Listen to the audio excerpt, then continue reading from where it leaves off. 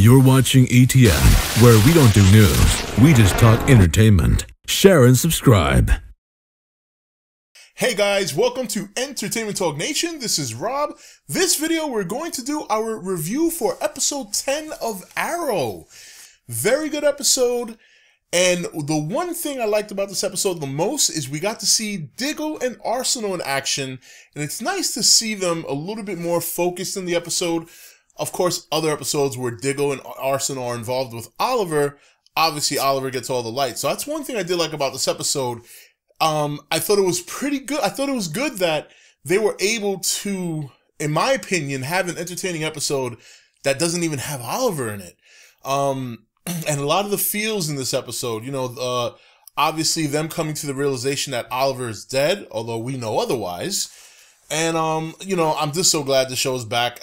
Tuesday nights and Wednesday nights are two of my favorite nights of the week because of Arrow and Flash. And I thought it was a good start to the second half of the season. One thing I did wonder opening up the show was how long would it be before we saw Oliver? And we did see him in the middle of the episode just kind of being dragged away. And the big question was, would there be Lazarus Pits?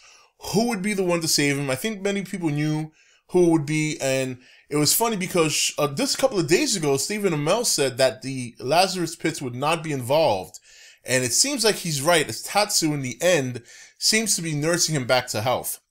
So in this episode, we got to see a new villain, okay, Brick. And this guy is bringing all the criminals out to basically run the Glades. And I think this is going to be a very interesting challenge for Arsenal and Diggle, because right now the team is in the crossroads. All right, so we as the audience know that Oliver's back. We as the audience know that Oliver's not dead. But it's not going to happen right away for Oliver to come back. He's got to heal.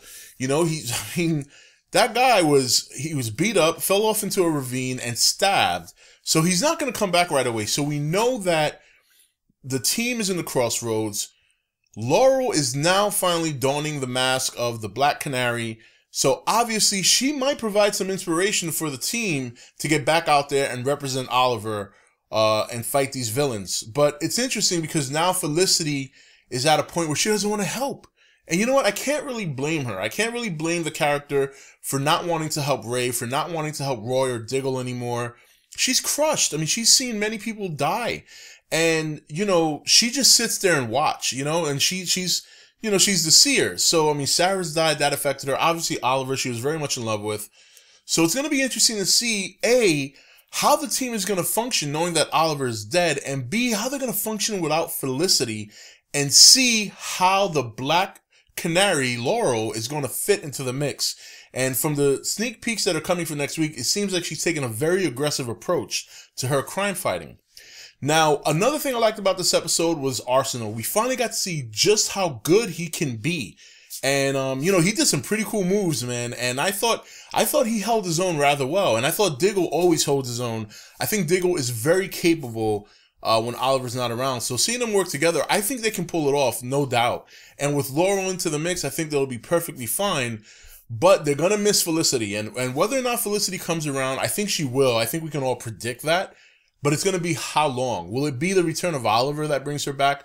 Will she realize that her friends need her, despite the fact that Oliver might be there or not? Interesting stuff. Very, very interesting things that this episode really put into place, because we got something here we've never gotten before. We've gotten an Arrow show with no Arrow, you know, and I thought it was very good. I really liked it. I thought the scene between Laurel and Diggle was very touching. Two characters you don't get to see interact a lot. And let's face it, Diggle in the past has not been too fond of Laurel because he feels that it was a weak point for Oliver. So seeing them come together and share a moment and shortly reminisce on Oliver, I thought was really good. I thought it was a nice change to see those two together. Now, this character, Brick, definitely looks like he's going to be something that, you know, something tough to deal with. And I'm not sure how long he's going to go.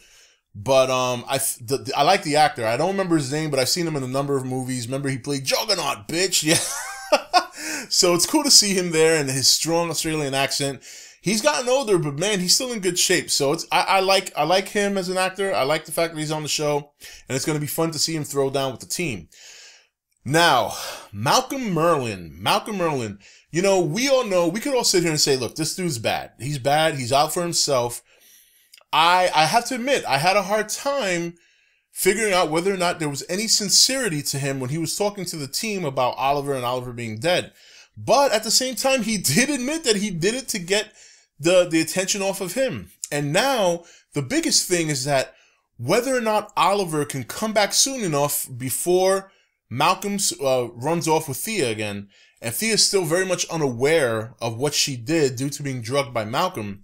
I'm hoping, praying that comes to light this season before the season's over. So, but it's very interesting now how things are playing. I like the way it's set up now going forward. I don't think we'll go too far without seeing Oliver. I think maybe, I say tops 3 episodes before he's back with the team. I think the next 3 episodes we'll see him nurturing himself, healing himself, and then eventually I would say, see, we're at 10, 11, 12. I say by 13, 14, he'll be back with the team. That's my prediction, if not sooner, you know? But I kind of like the idea of seeing the next few episodes with Arsenal at the helm along with Black Canary and Diggle, hoping that Felicity comes back, comes back. And Adam, we might, I'm pretty sure we're going to see him at some point. So a lot of good things are setting up. And that's the good thing about Oliver not being the focus of the show now, is that you get to continue to develop these characters that we love, and at the same time introduce other characters that should be very interesting to put into the big pot and mix it up.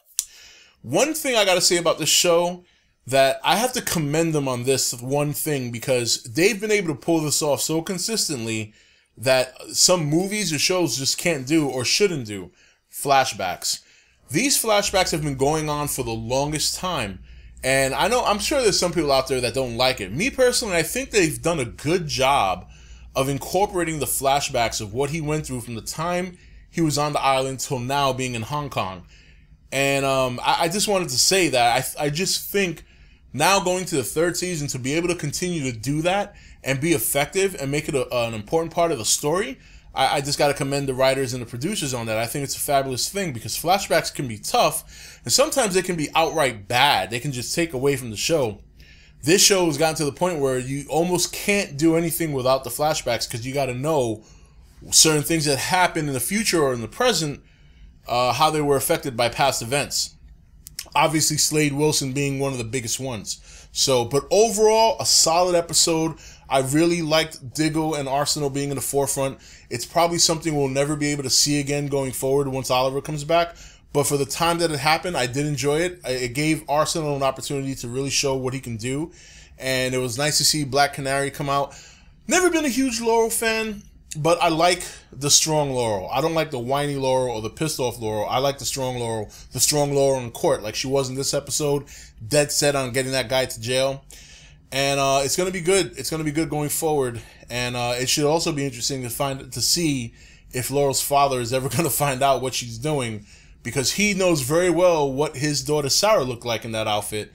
So it's only a matter of time before he sees that outfit and thinks that it's either Sarah or whether or not it's Laurel. Remember, he still thinks Sarah's alive. So interesting things are brewing. It should make for an exciting second half of the Arrow, and I'm looking forward to it, and I'm sure many of you are as well.